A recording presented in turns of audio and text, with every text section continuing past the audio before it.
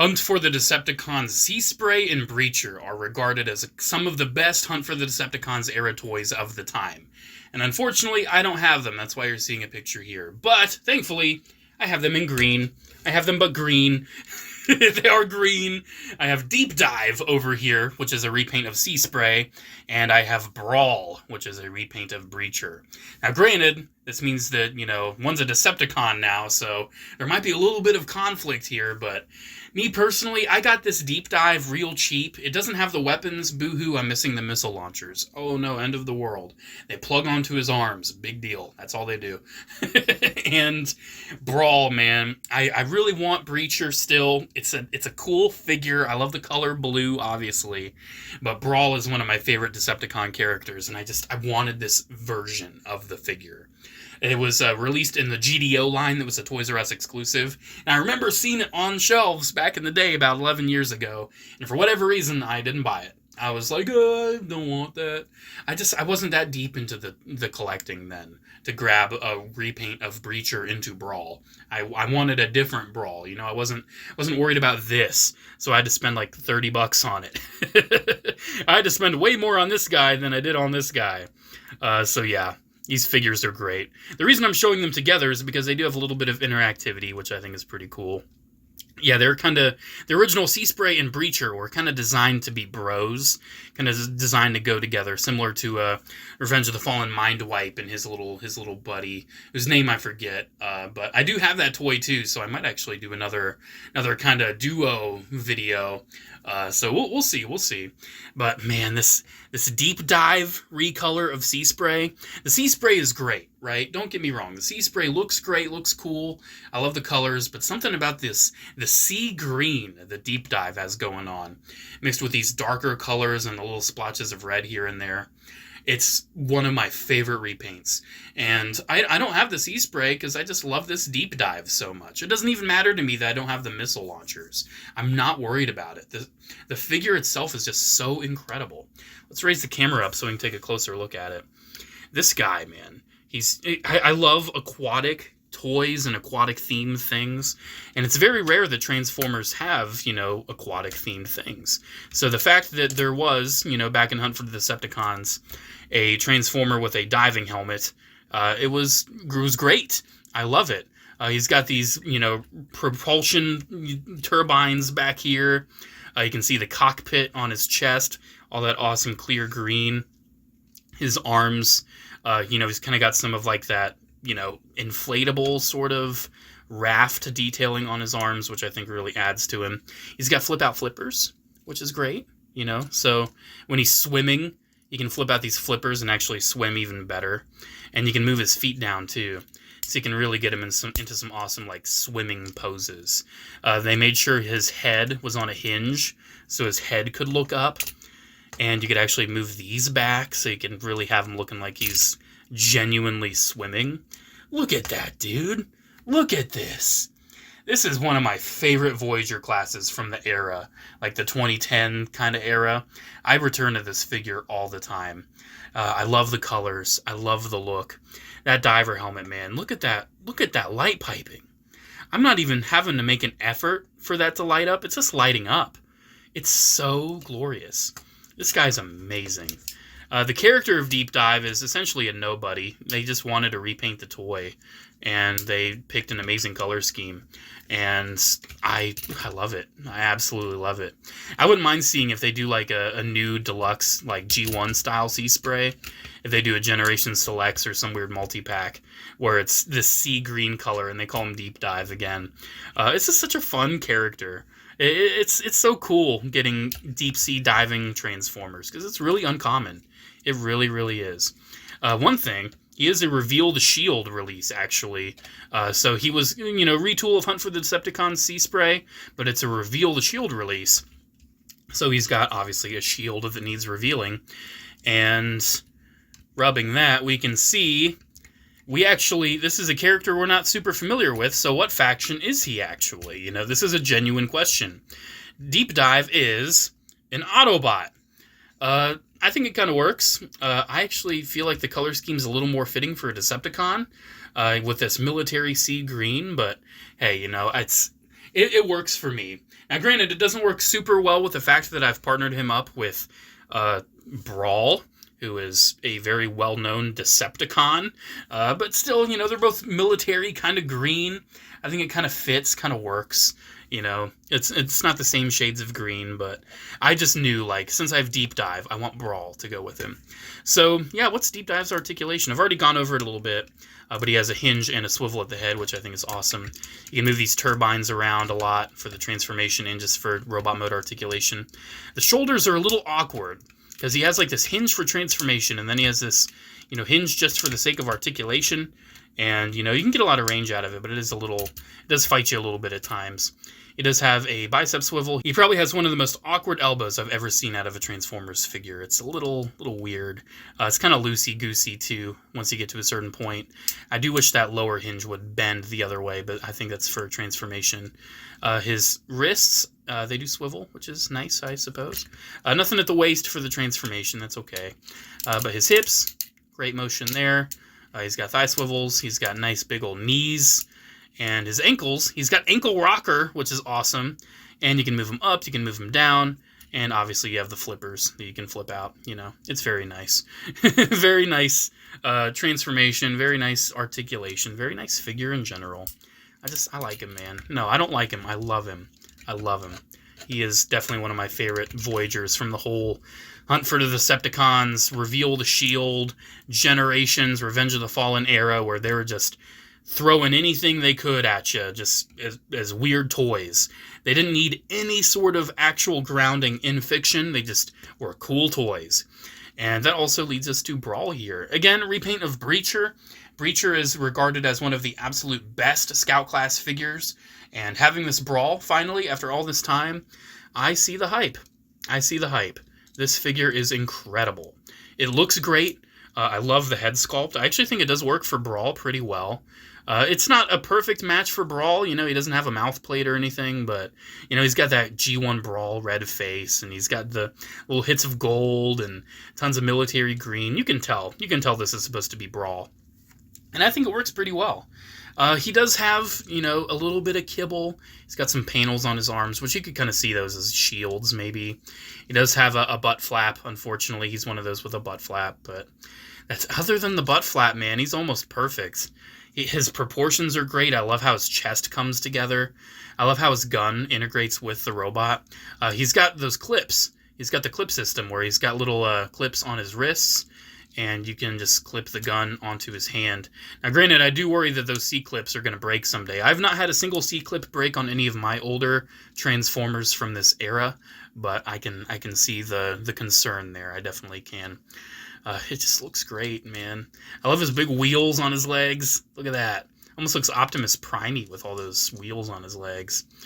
Yeah, dude, come on, man. Look at this. You want this. You want this. His articulation is also superb. He's only really missing one point. He's got a ball joint at the head. He's got kind of like a ball joint and then a hinge at the arm, so you get tons of motion there. You got a ball joint at the elbow. You got ball joints at the wrist, so you can even move the wrist. He does have a little bit of waist rotation, I think. Maybe not. I thought he did. Maybe. Yeah, he does. He does. It is kind of awkward, though, because it's mostly for transformation, but he does have it. You know, he does have it. Ball joints at the hips. He doesn't have any thigh swivel. That's one of the only points he's missing. But he does have a knee bend, and he's got a nice, really nice ball joint at the foot. So you can move it up and down, and because of where it's shaped, you can get a really nice ankle rocker out of it. So this figure is incredible. Absolutely one of, if not the best Scout class figure from the era. Is it my personal favorite? Probably not, because I do have one that's like I have a bias towards a particular one. But this is definitely in my top 5, for sure. This is an amazing Scout class figure, and I love how it kind of integrates with the whole Sea Spray mold, too. So, let's go ahead and actually transform Deep Dive. Let's see how these guys actually integrate. It's not that special. It's nothing too groundbreaking, but still, it's kind of nice because it was kind of an intentional design element. So, let's transform him. So, it's fairly easy. It definitely does some things you wouldn't expect. But it's fun, man. I love this guy. Like I said again, I don't have the little missile launchers or whatever. who cares, honestly? They just plug into his arms, and they just plug into the vehicle. I do love how the head gets covered up. Oftentimes, heads just get flipped in, but this time they're like, no, we're actually going to have a head cover, and I think that just works really well. Alright, so then this is going to flip me do, I believe. One of these is going to flip. I should know, I play with this toy all the time. One of these panels is going to flip. Come on, there we go, that one. That one's going to flip. Alright. So then we're going to do a flip me do right here. And then the hands, I believe those, don't those flip in or something? I swear the hands do something. Maybe they just tuck in. There we go. They just tuck in. We're getting there. Man, it's so nice having like a watercraft vehicle for Transformers. It's so rare. There needs to be more. Why aren't there more? I really need more aquatic Transformers in my life. Like, it's a necessity. If I don't have more, I'm probably not going to make it. You know, but that's okay. You know, I've lived a good life. I want my life to include more aquatic Transformers, but, you know, you get what you get. You get what you get. Man, there really aren't enough. There really aren't. I'm hoping one of these days Hasbro's like, hey, we're going to stop remaking G1 for the trillionth time. We're going to start just doing some, you know, Hunt for the Decepticons era things where it's just, oh, here's a new character that transforms into a new, unique, cool thing. You know, I kind of miss that. I kind of miss that, man. Maybe some more, like, character reinvention. Because keep in mind, this mold used to be sea spray. I mean, wow. This used to be sea spray. Look at this. This is amazing. And again, the missile launchers, they just plug into the sides and they look stupid. I don't like them. Yeah, look at that. And you get this really nice bay back here for a vehicle. And it just looks great. This is an awesome watercraft. I love the kind of cockpit section there. It looks kind of futuristic-y, but also very mean and military. I love this, man. I love this alt mode. It goes together so well. And honestly, looking at it, it's like you can see the hips and the hands. But other than that, it's almost a mystery how this goes together. This is one of those really successful figures where a lot of the body parts actually contribute to the vehicle. And I think that's one of the best ways to do it. You know, don't hide the arms. Don't hide the legs. Make the legs and arms a part of the toy. And it'll work. It'll work great. So there's Deep Dive in his awesome alt mode. And now it's time to transform Brawl into his awesome alt mode. So I've only done this a couple times, but it's a little scout class. I should be able to figure it out. I should be able to. At least I think so. One interesting thing, I love how that kind of rotates and covers the head up. Again, it's a toy that covers the head rather than simply folding it away, and I appreciate that. All right, so I think the arms are going to kind of fold in like this. I believe so, I reckon. I'm doing some reckoning. This military, it's almost like a tank, but it's not exactly a tank. I do think it's an alt mode that's very fitting for the character of Brawl. Oop, I broke it. I broke it, no! No, it just came undone. It's okay. It just came undone. We got there. We got there. Alright, so next, we are going to focus on this section back here. This rotates, right? Yeah, that rotates. Oop, popped his leg off. That's one thing with a lot of these old figures. It's an intentional design element for these pieces to fall off, right? Hasbro has stated some pieces pop off so they do not break, you know? And that's very good. I would rather have a piece just fall off and I pop it back in instead of it breaking. Because, I mean, if you look at G1, a lot of those toys, if it pops, it doesn't pop, it breaks. It is done. It is gonzo. Goodbye, good riddance. You know, so I really do appreciate that some things are just on ball joints to make it, you know, not as stressful to transform. I think it's one thing that stresses me out about, like, Masterpiece figures. None of them are on ball joints. It's all just, oh boy, good luck, hope you don't break it. You know, even Movie Masterpiece. And Movie Masterpiece are, like, some of my favorite Masterpiece-style figures. I love how the knee pads fold up, too, and form the back. And I love how these sections kind of sort of slide in together on the side. That just works so well. This guy is super intricate. Like, he really is. It's not super simple like Hubcap. Hubcap's a very simple scout class. This guy, he's bringing his A game. He's bringing a lot of detail. He's bringing a lot of transformation element. And there we go. He's done. He is unfortunately one of those that I classify as, if you're missing the accessory, it really hurts it. Because you want this cannon to complete the tank. You want that to complete that turret up there. So he doesn't really turn into a tank per se. He doesn't have treads. It's kind of like this armored military, you know, artillery truck almost. But it works, man, for Brawl. I look at this and I'm like, yeah, that's an alt mode that works for Brawl. I love the cockpit section, how it's, you know, centralized and really small right there. This honestly looks and feels like a toy that could really use, like, a KO upscale. Just like I talked about with Hubcap, you know? This guy would be amazing upscaled. It would be really cool. And honestly, because I said it's kind of similar to Optimus Prime, they could make this into a cool, like, Optimus Prime military truck.